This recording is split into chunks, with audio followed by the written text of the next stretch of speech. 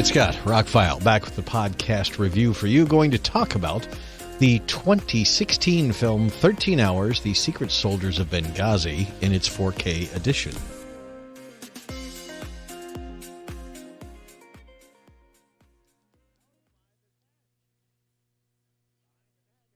I'll get started by saying this is not a political review. I'm reviewing a movie. I really don't care anyone's belief on what did or didn't happen. This is a biographical movie based on firsthand accounts. I'm fine with that. It's a Hollywood movie. I did not see it in the theater. I meant to. I did get it on Blu-ray back in the day. And the only reason I bought a 4K edition, to be perfectly honest, is because the other day Best Buy had it on clearance.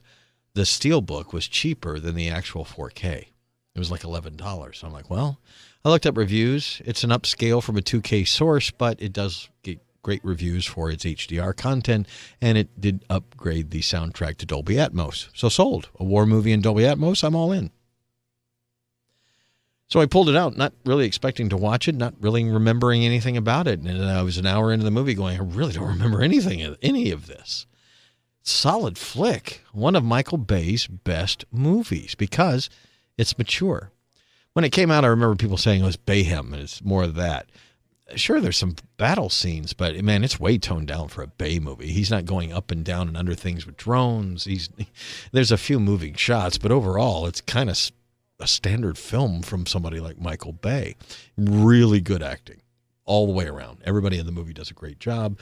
The sets are great. It was only a $50 million budgeted film, which is pretty small for him.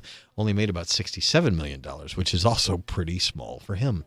Ambulance didn't do very well either, and I thought that was a great popcorn flick. But anyway, Michael Bay gets a bad rap. He made some exciting movies, and then he's made a lot of dreck after.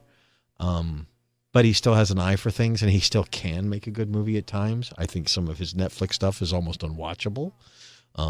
Whatever that last one with Ryan Reynolds, I had a hard time getting through that one just from the way it was made. But this, 13 Hours, solid flick. Doesn't wear too much of his political soul on its sleeve. It just kind of tells you exactly what happened and what led to the events and how they happened. And from that aspect, I remember watching the movie and didn't know really who John Krasinski was because I didn't watch The Office back in the day, and I think he did a fabulous job in the movie. Watching it now, knowing who he is, he really did a fabulous job. Like I said, the acting, the directing, the music is really good. It kept my attention for over 2 hours. Again, this wasn't something I really planned to watch. It came in. I'd almost forgotten I'd order it for so cheap. And then I said, well, I don't have anything to watch. To have a short aside, these are things you don't think about. But in Alaska, our time is constantly changing. 5 to 10 minutes a day, one way or the other, with December 21st being full darkness and June 21st being full light. So in between, we're either losing or gaining. And right now we're losing. So as I get up in the mornings, the sun rises later and later, so I can see one driving in. And when I get home, the sun rises earlier. So the night I watched this film, I got home, normal time, walked the dogs, cooked dinner, played on the PlayStation 5 for a little while, a couple hours, and got up to stretch and think, well, it's got to be late. It was 7:30.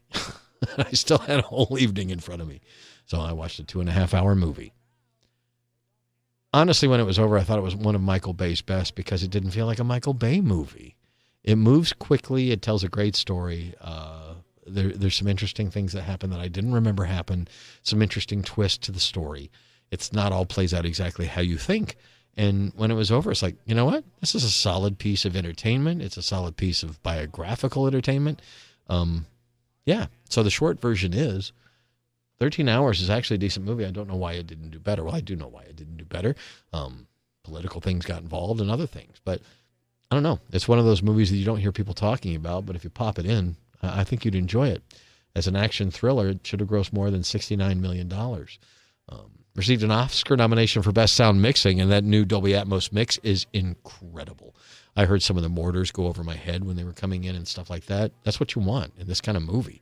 All in all, Bay did a good job with 13 Hours, and I really had how long has it been?